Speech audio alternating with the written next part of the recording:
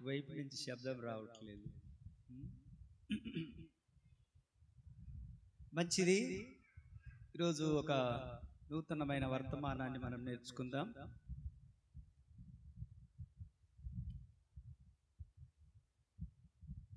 ఆదికాండము 20వ అధ్యాయము 7వ వచనాన్ని చదువుకుందాం. ఆదికాండము 20వ అధ్యాయము 7వ వచనాన్ని చదువుకుందాం. కాబట్టి ఆ మనిషిని భార్యను తిరిగి అప్పగించుము, అతడు ప్రవక్త, అతడు నీ కొరకు ప్రార్థన చేయును, నీవు బ్రతుకుదువు. చాలు. నా వైపు చూడండి.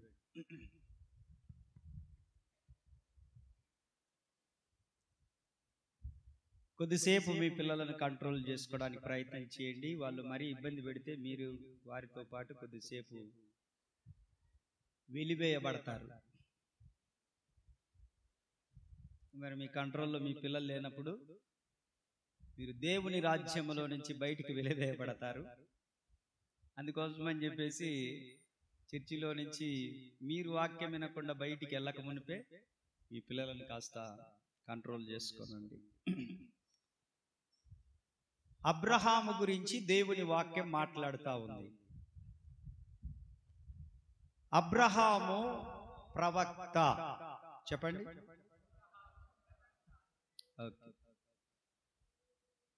అబ్రహాము దేవుడు పిలిస్తే తన దేశమును, తన ప్రాంతమును, తన బంధువులను, రక్త సంబంధులను, శ్రేయభిలాషులను, స్నేహితులను అందరినీ విడిచిపెట్టుకొని దేవుడు చూపించే దేశానికి ప్రయాణమయ్యాడు. ప్రయాణమై వెళ్తూ ఉన్న క్రమంలో ఆ దక్షిణ దిక్కునున్న కాదేశు ఆ ప్రాంతాలకు వెళ్ళినప్పుడు అబీమెలెకు అనే రాజు వీరి రాకను గుర్తించాడు. అబ్రహాము గారి యొక్క భార్య చాలా సౌందర్యవతి, చాలా చక్కనిది, సుందరమైనది. ఈ అబీమెలెకు రాజు అబ్రహాము గారి యొక్క భార్యను చూసి మోజుపడి ఆ అబ్రహాము గారి యొక్క భార్యను తన అంతఃపురానికి తెచ్చేసుకుంటాడు. ఆయన రాజు గనక అబ్రహాము ఏమి చేయలేకపోయాడు. అబ్రహాము దగ్గర 318 మంది యుద్ధ నేర్పరి కలిగిన వాళ్ళు ఉన్నారు. వారందరినీ కంట్రోల్ చేశాడు. దాదాపు 900 మంది పనివారు ఉన్నారు. వారిని కంట్రోల్ చేశాడు. అక్కడే పుట్టి పెరుగుతున్న వారు అనేక మంది ఉన్నారు. కానీ అబ్రహాము అప్పటికి సైలెంట్ అయిపోయాడు. కానీ భార్య మాత్రం, అబ్రహాము గారి యొక్క భార్య ఏం పేరు? శారమ్మ తల్లి అబీమెలెకు ఇంట్లో ఉంది. అబీమెలెకు అనే రాజు శారమ్మను పట్టుకెళ్ళిపోయాడు. అబ్రహాముకు కడుపులో భయం ఉంది, గుండెల్లో భయం ఉంది. కానీ అబ్రహాము చేస్తున్న పని ఏంటంటే, అమ్మో ఇంత బలవంతులతో నేను పెట్టుకోలేను, రాజుతో గొడవ పెట్టుకొని బ్రతకగలవాడు ఎవడున్నాడు అని చెప్పి తన భార్యను పోనిచ్చిన పిదప లేచి రాత్రి మోకరించి ప్రార్థన చేస్తా ఉన్నాడు. దేవా, నా భార్యను నాకు దయచేయి. అబీమెలెకు రాజుతో మాట్లాడు, నా భార్యను నాకు దయచేయి. అబీమెలెకు రాజుతో మాట్లాడు. రాజులతో నేను గొడవ పెట్టుకోలేను కదా, యుద్ధానికి నేను పూనుకోలేను కదా, అంత సామర్థ్యము గల, తెగింపు, సాహసము నాలో ఉన్నప్పటికీ నీ యొక్క వాగ్దానము అనవసరంగా నా పట్ల వ్యర్థమైపోకుండా నువ్వే ఏదో ఒక కార్యము చెయ్యి అని చెప్పి ప్రభువు జోక్యము చేసుకునేటట్లుగా అతను రాత్రి మోకరించి ప్రార్థన చేస్తా ఉన్నాడు. ప్రార్థన చేస్తా ఉంటే ప్రార్థన చేస్తున్నటువంటి అబ్రహాము దగ్గరికి దేవుడు రాలేదు. బాధపడుతూ నలిగిపోతూ కన్నీరు కారుస్తూ రాత్రంతా ప్రభు పాదాల పడి మోకాల్లో పడి ఏడుస్తున్నటువంటి అబ్రహాము దగ్గరికి దేవుడు రాకుండా, దేవుడు ఏ రాజైతే తన భార్యను తీసుకొని వెళ్ళిపోయాడో ఆ రాజుకు నిద్రపోతుంటే కలలో వచ్చాడు ప్రభు. వచ్చి ఆ రాజును నిద్రపోనీయకుండా, అబ్బాయి ఏం చేస్తున్నావురా, నీ ఇంట్లో ఒక ఆవిడ ఉందే, ఆమె ఎవర్రా అని అడిగాడు.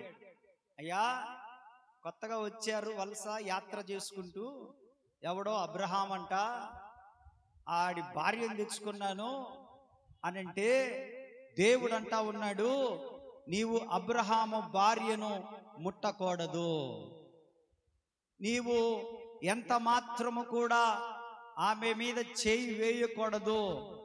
ఎందుకనంటే అబ్రహాం ఎవరో తెలుసా? ప్రవక్త.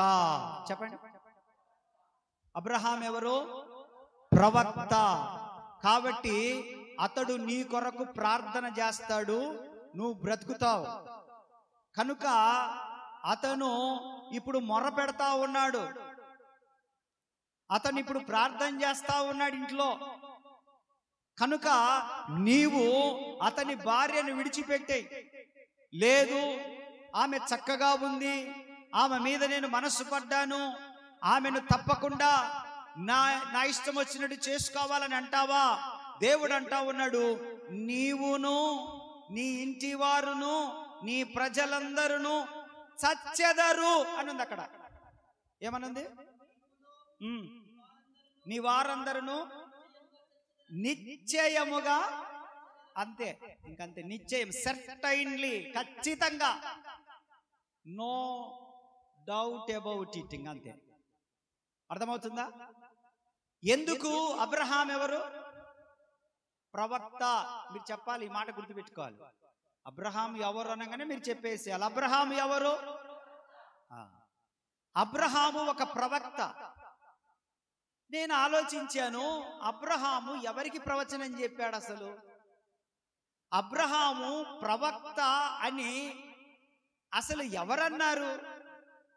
అబ్రహాము ఎవరికి ప్రవచనాలు చెప్పాడు? ఏలియాలాగా ఏమైనా ప్రవచనాలు చెప్పాడా? సమూయేలు లాగా ఏమన్నా ప్రవచనాలు చెప్పాడా? ఇంకా ప్రవక్తల లాగేమన్నా ప్రవచనాలు చెప్పాడా?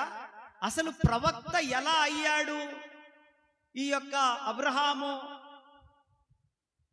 అంటే ఎలా మార్చబడ్డాడు అబ్రహాము ప్రవక్తలాగానంటే, దేశము కొరకు ప్రార్థన చేస్తూ చేస్తూ, దేశంలో నశించిపోతున్న ప్రజల కొరకు ప్రార్థన విజ్ఞాపనలు చేస్తూ, దేశంలో నశించిపోతున్న వాళ్ళ కొరకు ప్రాణాలకు తెగించి పూట పడడము ద్వారా ప్రార్థన చేస్తూ చేస్తూ చేస్తూ, విజ్ఞాపనలు చేస్తూ చేస్తూ చేస్తూ, ప్రజల కొరకు, దేశక్షేమము కొరకు, ప్రాంతాల కొరకు, కుటుంబాల కొరకు, తనకు సంబంధం లేని వారి కొరకు, శత్రువుల కొరకు, మిత్రువుల కొరకు, అనాగరికుల కొరకు, అందరి కొరకు ప్రార్థన చేస్తూ చేస్తూ చేస్తూ చేస్తూ ఏమైపోయాడనంటే అతను ప్రవక్తగా పిలువబడ్డాడు. అతను. ఆమేన్, ఆమేన్, ఆమేన్. కాబట్టి అతను 19వ అధ్యాయంలోనికి వస్తే ఎవరి కొరకు ప్రార్థన చేశాడో తెలుస్తుంది మనకి. జెనసిస్ లో 19th చాప్టర్లోనికి వస్తే, ఆది కాండంలో సొదొమ గొమొర్రా పట్టణాన్ని దేవుడు నేను కాల్చేయబోతున్నానని చెప్పాడు. దాని యొక్క పాపము ఆకాశమును అంటుతుంది అని చెప్పాడు. అక్కడ వాయు వరుసలు లేని వాళ్ళు ఉన్నారు అని చెప్పాడు. వారందరిని నేను చంపేయబోతున్నానని చెప్పాడు. చెప్పినప్పుడు అక్కడ అతను చేసిన పని ఏంటనంటే 18వ వచనం నుంచి చదవండి, 23వ వచనం నుంచి. అప్పుడు 18వ అధ్యాయం 23వ వచనంలో అప్పుడు అబ్రహాము సమీపించి ఇట్లా, నేను దుష్టులతో కూడా నీతిమంతులను నాశనం చేస్తావా? ఆ పట్టణంలో ఒకవేళ 50 మంది ఉంటే దానిలోనున్న 50 మంది నీతిమంతుల నిమిత్తము చేస్తావా? 30 మంది ఉంటే చేస్తావా? 20 మంది ఉంటే చేస్తావా? 10 మంది ఉంటే? 50 నుంచి ఎక్కడి వరకు వచ్చాడు అంటే, సొదొమ గొమొర్రా అనబడిన జంట నగరాలు, మహాపట్టణాల్లో కనీసం 10 మంది నీతిమంతులు కూడా చెప్పాలి ఉన్నారా లేరా? లేరు. కానీ ఆ పట్టణము కొరకు ఆయన అంటున్నాడు, నేను తెగించి మాట్లాడుచున్నాను. ఏమంటాడు అక్కడ? పదాలు అవి చదవాలి, చాలా ప్రాముఖ్యమైన. నేను తెగించి మాట్లాడుచున్నాను, బూడిదనయున్న నేను ఈ ఒక్క మారు అనే పదాలు మనకు కనపడతాయి అక్కడ. దేవునికి స్తోత్రం. అంటే దాని ఉద్దేశం ఏంటంటే, అంతమంది ప్రజలు ఒక్క రోజు కాలి బూడిదైపోతే వాళ్ళందరూ నరకానికి వెళ్తారు. కాబట్టి వాళ్ళెవ్వరూ నశించిపోవడానికి వీల్లేదు. అందుకని యేసు ప్రభు దగ్గర బేరమాడుతున్నాడు. అయ్యా, లక్షల మంది ప్రజలు ఉన్నారు కదా, వాళ్ళల్లో ఒక్క 50 మంది నీతిమంతులుంటే 50 మందితో పాటు ఆ దుర్మార్గులను కూడా కాపాడతావా ఒకవేళ అంటాడు.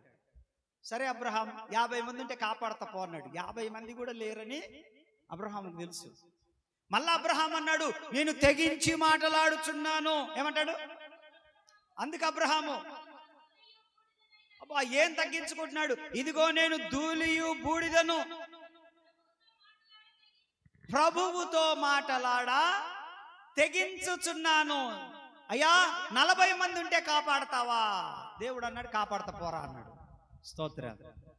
చంద్రమ్మ తల్లి హల్లెలూయా చెప్పండి, స్తోత్రం చెప్పండి. 30 మంది ఉంటే కూడా కాపాడతావా? ప్రభు ఏమన్నాడండి? కాపాడతానన్నాడు.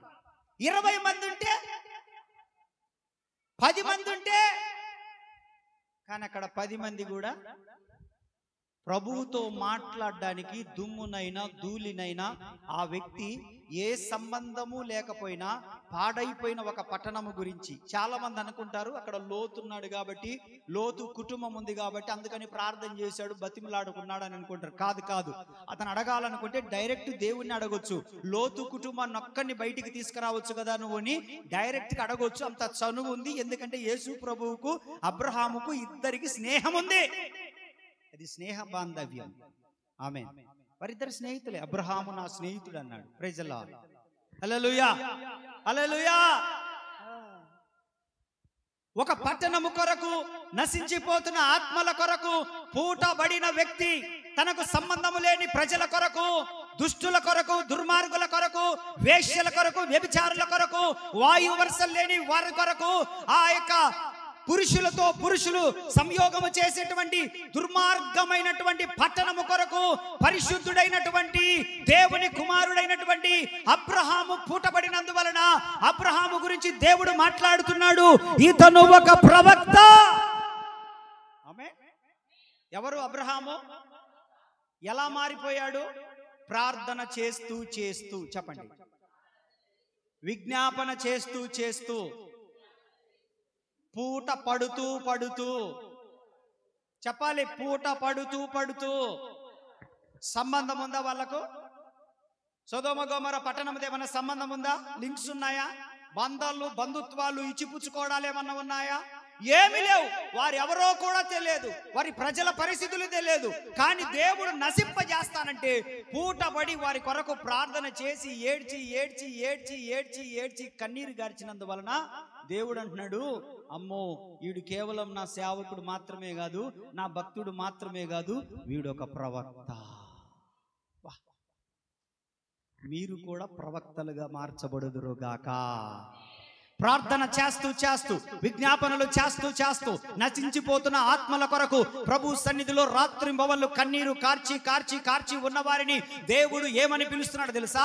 మనుషులు నీకటువంటి గుర్తింపు ఇవ్వకపోయినా, మనుషులలో నీకటువంటి గుర్తింపు రాకపోయినా, దేవుని దృష్టిలో ప్రార్థనాపరులకు, విజ్ఞాపనకర్తలకు, యాచన చేసే వారికి, దేవుని ప్రజల పట్ల పూటబడే వారికి, నశించిపోతున్న ఆత్మల కొరకు ప్రార్థన చేసే వారికి, నీ ఇంటి వారి నిమిత్తమైనా, నీ గ్రామంలో వారి నిమిత్తమైనా, నీ ఇరుగు పొరుగు వారి నిమిత్తమైనా, నీ స్నేహితుల నిమిత్తమైనా, లేకపోతే ప్రపంచంలో ఉన్న దేశాల నిమిత్తమైనా, 29 రాష్ట్రాల నిమిత్తమైనా, నశించిపోతున్నటువంటి యవనస్తుల నిమిత్తమైనా, వారి జీవితాలు చిందరవందర అయిపోతున్నాయని కంగారు పడి, కరుణతో నింపబడి, దయతో నింపబడి ప్రార్థించే వారందరినీ, మీకు వారికి సంబంధం లేకపోయినా అధికారుల కొరకు, నాయకుల కొరకు, రాజ్యముల కొరకు, రాజుల కొరకు, మనుషులందరి కొరకు, గల్లీ నాయకుడు మొదలుకొని ఢిల్లీ నాయకుడి వరకు, నీ ఇంట్లో ఉన్న వారి కొరకు, బయట ఉన్న వారి కొరకు, కనపడుతున్న వారి కొరకు, కనపడని వారి కొరకు, హాస్పిటల్లో ఇబ్బందులు పడుతున్న వారి కొరకు, జైళ్లలో నశించిపోతున్న వారి కొరకు, రకరకాలైన ప్రజల కొరకు ప్రార్థించే వారిని దేవుడు అంటున్నాడు, నీవు ఒక ప్రవక్తవు దేవుని దృష్టిలో.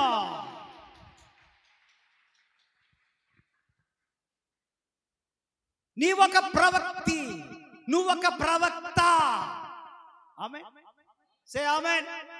హల్లెలూయా. ఎవరు నువ్వు? ఎవరు నువ్వు? ఎలా మార్చబడ్డావు ప్రవక్తగా? ప్రార్థన చేస్తూ చేస్తూ. చెప్పండి, ఎలా మార్చబడతారు? విజ్ఞాపన చేస్తూ చేస్తూ, కన్నీరు కారుస్తూ కారుస్తూ. దేని కొరకు కన్నీరు? నశించిపోతున్న ఆత్మల రక్షణ కొరకు కన్నీరు కార్చడం. చెప్పాలి, ఎవరి కొరకు? నశించిపోతున్న ఆత్మల కొరకు కన్నీరు కార్చే వారిని ప్రభు అంటున్నాడు, నువ్వు ప్రవక్తవు, నువ్వు ప్రవక్తివి, దెబోరా లాంటి వ్యక్తివి నీవని అంటున్నాడు ఆయన. ఆమేన్. స్తోత్రం చెప్పరే గట్టిగా. కనుక దేవుడు తన బిడ్డల కొరకు, ప్రార్థనాపరుల కొరకు, విజ్ఞాపనకర్తల కొరకు, తన పిల్లల కొరకు, ఆయన యందు భయభక్తులు కలిగి లోబడుతున్న వారి కొరకు దేవుడు ఏం చేస్తున్నాడో తెలుసా? రాజుల నిద్రపోకుండా రాజులను గద్దించడానికి ఆయన వాళ్ళ కలలోకి కూడా వెళ్ళిపోతా ఉన్నాడు. నీ కొరకు అటువంటి కార్యములు నా ప్రభువు చేయునుగాక, చేయునుగాక. నీ కొరకు అధికారులను గద్దించునుగాక, నీ కొరకు శత్రువులను గద్దించునుగాక, నీ కొరకు నాయకులను గద్దించునుగాక, నీ కొరకు పరిస్థితులను గద్దించునుగాక, నీ కొరకు ప్రతికూలమైన కార్యాలను గద్దించునుగాక, నీ కొరకు రోగమును గద్దించునుగాక, నీ కొరకు శ్రమను గద్దించునుగాక, నీ కొరకు పరిస్థితులను గద్దించునుగాక. విరోధమైన బాణములన్నీ నీ కొరకు నా ప్రభువు గద్దించి సమకూర్పు చేయునుగాక. ఎందుకనంటే నువ్వు ఒక ప్రవక్తవు గనుక. నీకు సంబంధం లేని వ్యక్తుల కొరకు నువ్వు కన్నీరు గారుస్తా ఉన్నావు. నీకు సంబంధం లేని వ్యక్తుల కొరకు చేతులు ఎత్తుతా ఉన్నావు. నీకు సంబంధం లేని వ్యక్తుల కొరకు నువ్వు మోకాళ్ళు వేస్తా ఉన్నావు. నీకు సంబంధం లేని వ్యక్తుల కొరకు పొట్ట కాల్చుకొని ఉపవాసం ఉండి ప్రభు పాదాలు పట్టుకొని నువ్వు రాత్రనక పగలనక, అయ్యా నా దేశము, అయ్యా నా రాష్ట్రము, అయ్యా నా ప్రజలు, అయ్యా నాయకులు, అయ్యా అధికారులు, అయ్యా దేవుని మందిరం అని విజ్ఞాపన ఎవరైతే చేస్తున్నారో దేవుడు ఈరోజు ఒక చక్కటి పేరు మీకు పెడుతున్నాడు. నీవు ప్రవక్తవు, నీవు ప్రవక్తివి. నీ కొరకు నేను ఎవరినైనా గద్దిస్తాను, ఎట్టి పరిస్థితులైన మార్పులోనికి తెస్తాను. నీ ప్రజల నెమ్మదికై రాజాజ్ఞ మార్చినది నీవేనని అహమును అనచి అధికారులను అధముల చేసిన నీ ప్రజల నెమ్మదికై రాజాజ్ఞ మార్చినది. ఓహో అనచి అధికారులను నీకు అసాధ్య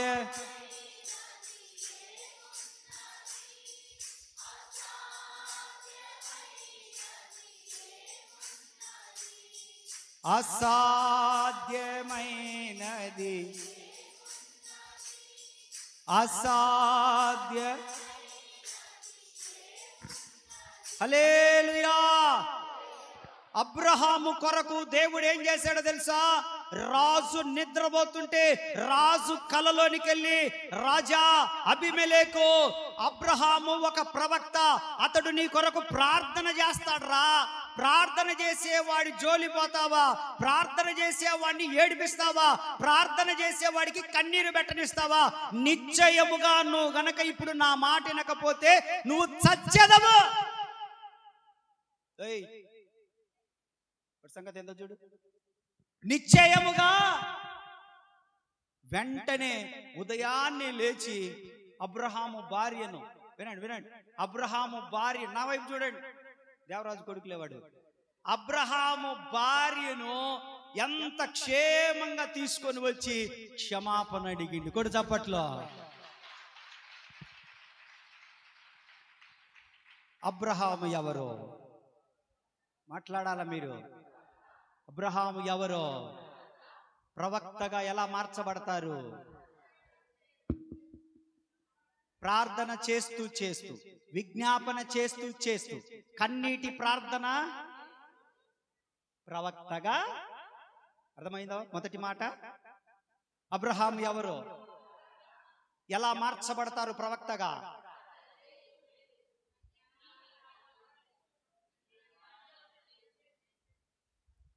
మనం కూడా మారగలమా? అవకాశం ఉందా? మనకు ఉందా? నీకు అది కష్టమా? అది అబ్రహాముకే సాధ్యమా? అది అబ్రహాముకే సాధ్యమా? దేవుడు మనకు కూడా అవకాశం ఇచ్చాడు. నిన్ను ప్రవక్తగా మార్చబడడానికి అవకాశం ఇచ్చాడు ప్రభు నిన్ను. అది నీ చేతిలో ఉంది. నువ్వు ఏమైతావో. దేవునికి స్తోత్ర. రెండో విషయానికి వచ్చేద్దాం.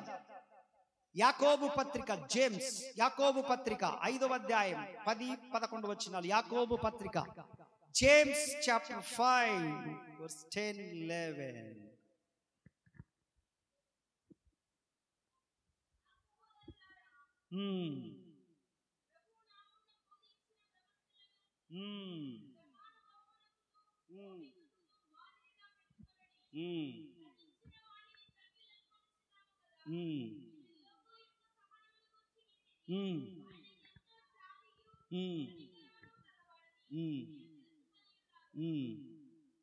యోబు గురించి మాట్లాడుతూ, యోబు ఒక ప్రవక్త. చెప్పండి, యోబు ఎవరు? గట్టిగా మాట్లాడాలి. ఇంతమంది ఉన్నారు, ఇన్ని వందల మంది ఉన్నారు ఈడ. ఇన్ని వందల మంది మాట్లాడితే అటనా వచ్చే శబ్దము. బ్యాటరీ వీక్ అయిపోతే క్యాసెట్ తిరిగినట్టుంది. చెప్పండి, యోబు ఎవరు? యోబు గురించి దేవుని వాక్యం అంటుంది, యోబు ఒక ప్రవక్త. నేను అంటాను, యోబు ఎవరికి ప్రవచనాలు చెప్పాడు? ఎవరికి ప్రవచనాలు చెప్పాడు? నువ్వు బైబిల్ అంతా ఆదికాండం నుంచి ప్రకటన నుంచి ఆదికాండం నుంచి మొత్తం అటు ఇటు చదివినా కూడా యోబు ఎక్కడ ఒక్కడికి కూడా ప్రవచనాలు చెప్పలేదు. శాంతక్క ఎవరికి చెప్పలేదు, ఎవరికి ఒక్కళ్ళకు కూడా చెప్పలే. అయినా ప్రవక్త అని పిలిచాడు దేవుడు. దేవునికి స్తోత్ర.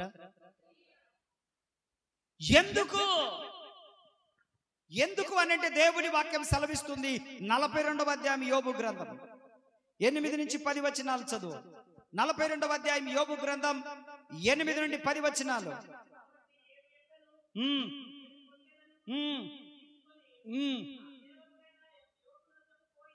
నా సేవకుడైన యోబు నొద్దకెళ్ళండి, మీ నిమిత్తము దహన బలి అర్పిస్తాడు. అప్పుడు నా సేవకుడైన యోబు మీ నిమిత్తం ప్రార్థన చేస్తాడు. మీరు అవివేకమైన మనుషులు, మీ మీదకి శిక్ష రావడానికి రెడీగా ఉంది. అతని ప్రార్థన అంగీకరించి మీకు శిక్ష రాకుండా నేను చేస్తా.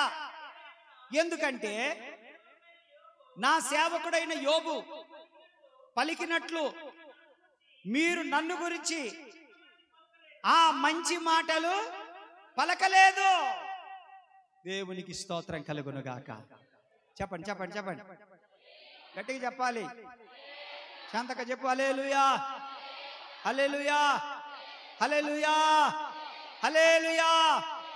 యోబు ఎవరు? యోబు ఎవరు? ప్రవక్త. యోబు జీవితంలో మనకు బాగా తెలుసు. ఇప్పుడు దాన్ని చెప్పుకుంటూ పోతే సమయం అంతా దానికి పోద్ది. యోబు దగ్గరికి కష్టకాలంలో స్నేహితులు వచ్చారు. చెప్పండి, కష్టకాలంలో స్నేహితులు వచ్చారు. ఓకే, అర్థమవుతుందా? కష్టకాలంలో ఎవరు వచ్చారు? స్నేహితులు వచ్చారు. వచ్చి యోబు దగ్గర ఒక కుర్చీ వేసుకొని కూర్చొని, యోబు ఉన్న స్థలం ఏంటి అని అంటే ప్యాలెస్ లో లేడు ఆయన. ఆయన ప్రవక్తే, కానీ ఎక్కడున్నాడు? బూడిద పోసుకొని. యాడున్నాడు? బూడిద పూసుకొని. బూడిద యాడుంటది? బూడిద యాడుంటది? ఏమైనా కట్టెలు కాలితే బూడిద యాడుంటదమ్మా? మరికి అన్న కట్టెలు తగలబడితే ఆడ బూడిదే ఉంటది. బూడిద పూసుకొని ఒక చిల్ల పెంకు తీసుకొని, చిల్ల పెంకు అంటే తెలుసా? పొంతలు ఎంతమందికి తెలుసు? పొంత తెలుసా? బాణ తెలుసా? చిల్ల పెంకు దేని నుంచి వస్తుంది? సిల్వర్ డబ్బా నుంచి వస్తుందా? మిమ్మల్ని సిలువేసిన తప్పు లేదబ్బా, సిల్వర్ డబ్బా నుంచి వస్తుందంట. దేని నుంచి వస్తుంది చిల్ల పెంకు? ఆ పొంత పగిలిపోతే బెచ్చి అన్నమాట అది. ఇది వరకు ఉన్నాయి సట్లు. ఎంతమందికి తెలుసు సట్లు? ఇట కడతారే, ఏంటిది అది? ఉట్టి. ఉట్టి మీద ఎంతమంది కింద చీమలు పట్టకుండా, కుక్కలు వచ్చి అన్నం తినకుండా ఉట్టి మీద పెట్టి పనికి ఎంతమంది పోయారు? ఆల్మోస్ట్ పాత వాళ్ళే ఎక్కువ మంది కాబట్టి, ఇప్పుడున్న వాళ్ళన్నీ బాయిలర్ కోళ్ళు కాబట్టి, చిన్న చిన్న వాటికి నాకు నడుములు నొస్తున్నాయండి, నీకు నడుములు నొస్తాయండి, అది తెచ్చుకుందామండి, ఇది తెచ్చుకుందామండి, అలా చేద్దామండి, ఇలా చేద్దామండి, మిక్సీ తెచ్చుకుందామా, రోట్లు వేస్తాను, ఏదంటే అంత స్టైలిష్ అన్నమాట. ఇది వరకు గోంగూర పచ్చడి చేస్తే ఎంత బాగుండేది. దేంట్లో? ఉరిని చూతుర్రేది మీరు? రోట్లో వేసి దంచి గోంగూర పచ్చడి, మిరపకాయలు వేసి, పచ్చిమిరపకాయలో ఒట్టి మిరపకాయలో వేసి కాస్త అట్ట టచ్ చేసి, ఉదయాన్నే వేడి వేడి అన్నంలో గోంగూర పచ్చడి వేసుకొని తింటే ఆ మజా కిక్కు వేరు. ఇప్పుడు గోంగూర పచ్చడి చేస్తే ఎట్టుంది? కోను పూసుకున్నట్టుంది. అది పచ్చడి అంటారా? చేతులకు గోరంటాకు పూసుకున్నట్టుంది. ఎందుకు? ఇప్పుడు దేంట్లో వేస్తుండ్రు? నువ్వు మిక్సీ తేవాలి, ప్రిస్టేజ్. అది కూడా 2500 కాదు, 7000 ఉండాలి మినిమం. నీ తలకాయ పెట్టి కూడా తిప్పు. ముందే చెప్తారు, మమ్మీ అత్తమ్మ మొత్తం బట్టలు నాతోనే ఉతికిస్తుంది మమ్మీ, మామయ్య బట్టలు, మా ఆయన బట్టలు, మా అత్తమ్మ బట్టలు, మా మర్ది బట్టలు, అందరి బట్టలు నేనే ఉతకాల, అందుకని వాషింగ్ మిషన్ కావాల మమ్మీ. ఏంటి కావాలి? బర్రెగొడ్డు బండుకున్నట్టు బండుకుంటే ఇంటికాడున్నప్పుడు. మీ అమ్మ పని నేర్చుకోయి అంటే ఆడజాతలే అంటే కరిత్తివి, ఆమెని అంట్లు దోమి అంటే కరిత్తివి. అదే డేషన్తో కొట్టింటే నేను ఎత్తికేసి అప్పుడు అమ్మ. అదే బట్టలు ఉతికినట్టు నిన్నేసాడ రేవుకేసి కొట్టింటే ఏం చెప్పరు?